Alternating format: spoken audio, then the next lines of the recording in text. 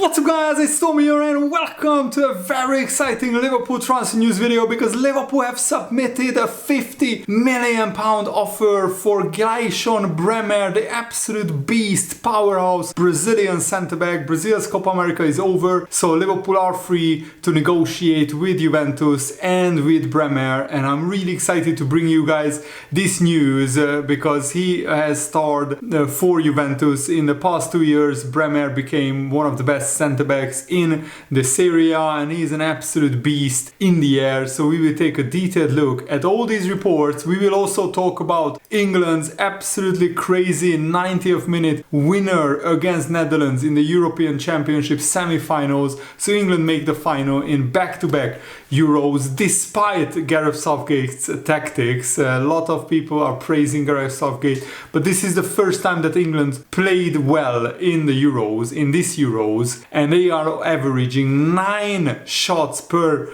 game throughout the 13 games that they played in both Euros, and actually only 3 teams averaged less shots per 90 minutes out of the past 540 teams in the Premier League competing in the past 25 years in the Premier League. Can you believe that? Out of 540 Premier League teams in the past 25 years, only 3 teams had less shots than England had on average per 90 minutes, and all 3 Premier League teams got relegated. We will also have to talk about Darwin Nunez punching Colombian fans after he jumped into the sands to defend his family and his kids because they were attacked. The Uruguay fans were attacked by Colombian fans. It's an absolute mess at the Copa America. So lots of interesting stories in this video. So if you enjoy these, make sure to leave a like, subscribe if you are new. Please guys, I don't want to stop making these videos, but I'm making $300 per month from the YouTube AdSense revenue. So I need your financial support. You can donate and subscribe to my Patreon. You can subscribe to any tier, it helps me out. Even the lowest tier, if all of you guys subscribe to even the lowest tier, all my financial problems would melt away. So thank you if you can support me. And Liverpool, according to the Standard newspapers, have submitted a bid to Juventus believed to be worth as much as 60 million euros for Bremer, who has been a transfer target at Liverpool for some time. So that's just over 50 million pounds, 50.7 million pounds to be exact. There are other clubs who are interested in the Brazilian international, of course, who was at the Copa America, but now Bremer is spending some time on holiday after Brazil got knocked out. And actually he didn't play at the Copa America. That just shows what an amazing set of brilliant defenders Brazil have, that they can play Marquinhos, Danilo and players like that ahead of Bremer. And former Brazil coach Tite has previously hailed the very high level performances of Bremer in the Serie A, and he's just 27 years old, so he's an absolute prime defender. He would come in and play for Liverpool for the next 4 or 5 years at a very high level, so he could deputize for the injured Konate when he's injured, and also for the youngster Jarrell Kwanzaa, who shouldn't be put under pressure to start and to deliver trophies and titles for Liverpool at just 21 years old. And Bremer is winning 2.8 aerial duels per 90 minutes over the last year. That is very, very impressive. And according to FBref, the statistical website, that aerial success rate places him in the top 15 or 16% of all the centre-backs in the top 5 leagues. And I already made a detailed video about Bremer's statistics, so if you want you can check that out. He doesn't rank as highly in the other defensive metrics, but if indeed Liverpool have made an offer of 50 million for the 6'2" defender, it would be a little bit surprising, even though, you know, Liverpool like to sign players who can come in straight away and play for Liverpool. Usually we go for 23, 24 24-year-old players. But when it comes to a centre-back signing, I think it's better to sign a player who is in their prime. Of course, Bremer doesn't have a lot of resale value, but if he can help Liverpool win trophies and titles in the next 4 or 5 years, then it doesn't matter if he doesn't have a resale value. Van Dijk actually wasn't that much younger than Bremer when he joined Liverpool, and Van Dijk is now 33 years old, and Liverpool need another centre-back in my opinion, because Joe Gomez and Konate are injury prone. Van Dijk is 33, Kwanzaa is very young, so you can see that there are holes in our defense when it comes to injury prone players. Of course, this report comes from some South American outlets, so take it with a pinch of salt, but it's really good to see that Liverpool are interested in bringing in a centre-back, and we are hunting and looking at different options. Lenny Euro is also subject of a bid of 60 million euros from Manchester United, and apparently Lille accepted it, but Lenny Euro doesn't really want to go to Man United. He wants Real Madrid, and Real Madrid are still mulling over their options. Liverpool have gone cold on the Lenny Euro front because we expect Lenny Euro to go to Real Madrid. And Liverpool have been linked with the England defender Mark Guehi of Crystal Palace and Bologna's Riccardo Calafiori. It looks like he's heading to Arsenal because Arsenal have submitted a bid for Calafiori. So a lot of clubs are active in the transfer market, including Liverpool as well. The fact that Liverpool didn't make any signings so far,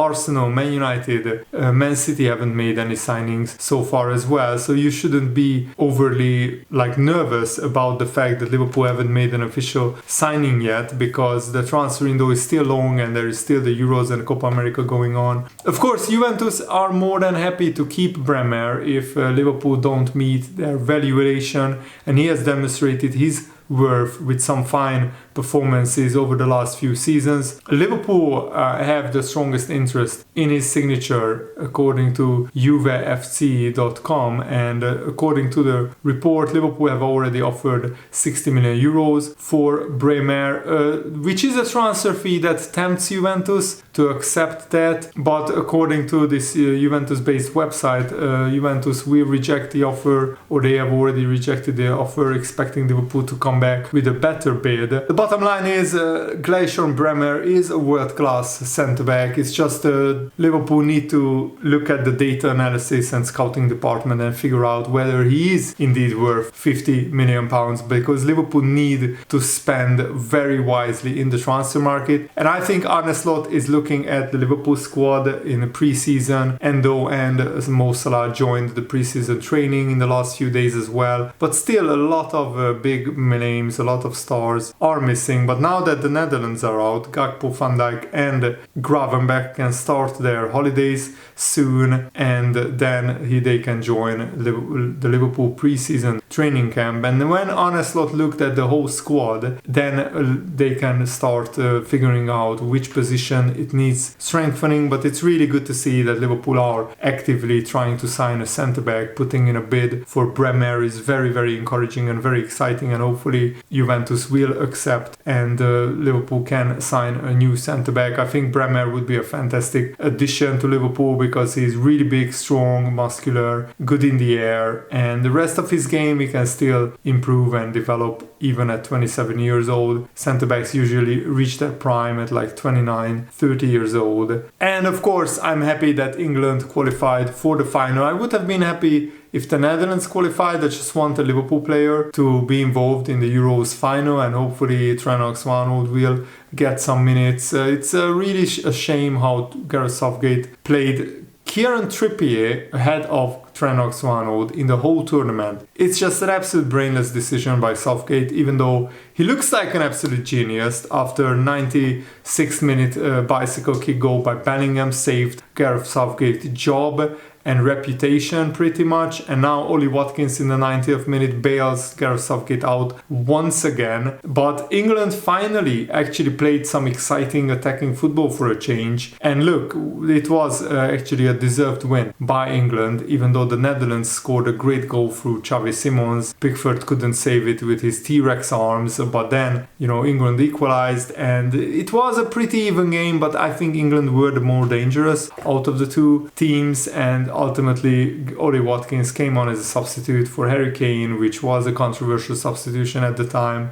But it proved to be a masterstroke. Ollie Watkins should have played a lot more. Harry Kane sometimes drops into midfield and he plays next to Declan Rice, which I don't understand, or John Stones. Why is he not up front in the box? He was even playing on the right wing at one point during the England-Netherlands game. The bottom line is England maybe don't deserve to be in the final, but they got there somehow, and now they have a chance to win it. I think Spain will win it. They just look much stronger. But football is a funny old game. You know, who would have guessed after that absolutely shocking, dreadful group stage that England would be in the final? And that's the beauty of tournament football. You just need to somehow get over the line. And if England win the Euros, nobody will care really, apart from maybe rival fans, how England played during the tournament. If you win the Euros, you don't need to find any excuses how you won it. The most important thing is the trophy. So either Trent Alexander-Arnold will be winning the Euros, or it will be McAllister and Luis Diaz contesting the Copa America final. We will talk about that a little bit later as well. So I'm hoping for Trent's sake and for Joe Gomez's sake, who is also in the squad, that England win the Euros. But Spain are the favorites in the final, I think. And yeah, these are my two favorite nations after Hungary got knocked out in the Euros. So I'm actually happy that it's a Spain-England final. But now let's talk about the Copa America, because Darwin Nunez missed absolute sitters against Colombia. He had two big chances which he missed. Colombia scored after a corner, header, and Uruguay had some chances. Luis Suarez even hit the post. And then after the full-time whistle, there were a lot of trouble in the crowd. I saw some videos. I watched a lot of videos of incidents, and I saw some videos of some Uruguay officials throwing drinks and ice at Colombia fans, and of course the Colombia fans got agitated. But the main problem was the security, that some of Uruguay players' families were sitting in the stands next to Colombia fans, and there were words exchanged after the game. Of course, tensions are running high. South American people are very passionate about their football, of course, and some words became arguments, and then it became a fight. And when Darwin Nunez heard from his wife that his kids are in danger, he jumped into the stands, and I can't really fault Darwin Nunez for that, but he shouldn't have thrown hands and he shouldn't have thrown punches towards Colombia fans, because now he will get a big fine, I think. But other Uruguayan players were in the stands as well.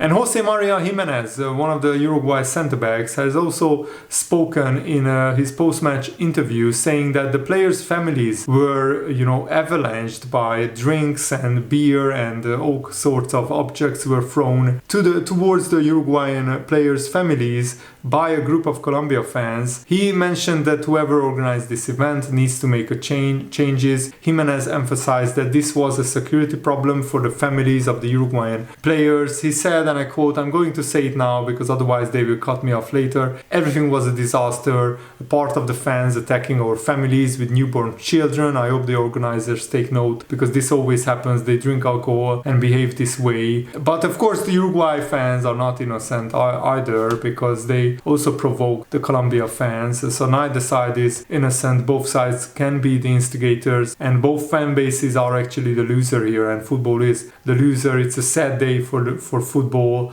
all around. Acts of violence are never to be condoned, and it's always a bad look for the Copa America. This could have been avoided if the Uruguayan players' families were put in VIP boxes or executive boxes. When you put Uruguay players' families next to Colombia fans, that's a recipe for disaster. Thankfully, as the reports are coming in, nobody got seriously injured, I'm hearing, even though the mom of Manuel Ugarte got into some altercation and he received medical help. He passed out probably from stress or from heat, but thankfully she didn't receive any serious injuries, so she is fine. And Ignacio Alonso, who is a president of a Football Federation. He said the players of Uruguay had a reaction, natural response of defending their families. It was a natural instinct, but still didn't look right that Darwin Nunez was in the stands punching Colombia fans. And Darwin Nunez was seen consoling one of his kids after the game, and it looked like he was in a really big distress. But I understand, I would do anything to protect my family. The South American Football Federation, CONMEBOL, also made a statement saying that they can strongly condemn any acts of violence